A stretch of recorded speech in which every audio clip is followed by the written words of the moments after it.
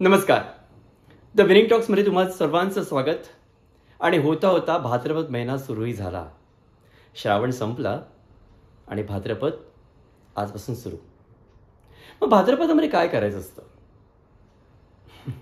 मी मागे म्हटलं होतं की आषाढ तळावा, श्रावण भाजावा आणि भाद्रपद उकडावा.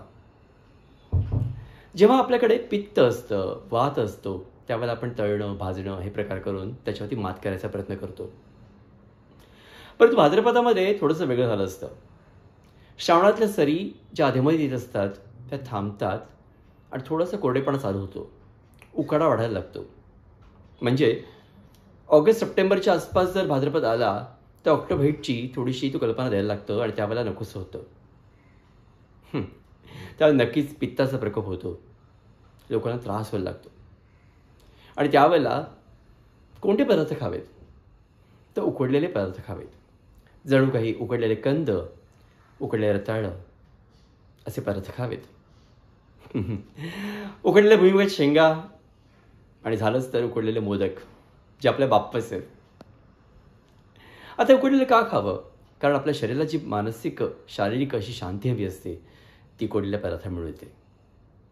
आणि अर्थातच पुढे येणाऱ्या देवदेवतांना म्हणजेच गणपती बाप्पा, गौरी, दुर्गादेवी यांना आपण उकडलेले मोदक वगैरे करतोच. त्यांना ते आवडतात. ही त्याची एक नांदी पण आहे भाद्रपदातली. ऋषीची भाजी देखील आपण करतो ना, ती उकडून नंतर त्याच्यावरती थोडीशी इतर प्रोसेस करतो, पण मुळात ती भाजी उकडलेली असते. त्या उकडलेले पदार्थ खायचा प्रयत्न आपण या भाद्रपदामध्ये करावा. कारण सांगतो की शरीराला थोडंसं हलकेपण द्यायचं असतं. उकडामुळे शरीर त्रासतं. छोटंसं शास्त्रीय कारण की विधान करतोय की आपण जरा थोडंसं ऑब्झर्वेशन केलं तर आपल्याला कळेल की लोकांना तीव्र ताप, हृदयविकार किंवा पॅरालिसिस याचा थोडासा प्रादुर्भाव होतो, तो जवळजवळ भाद्रपद महिन्यामध्ये किंवा पितृपक्षामध्ये.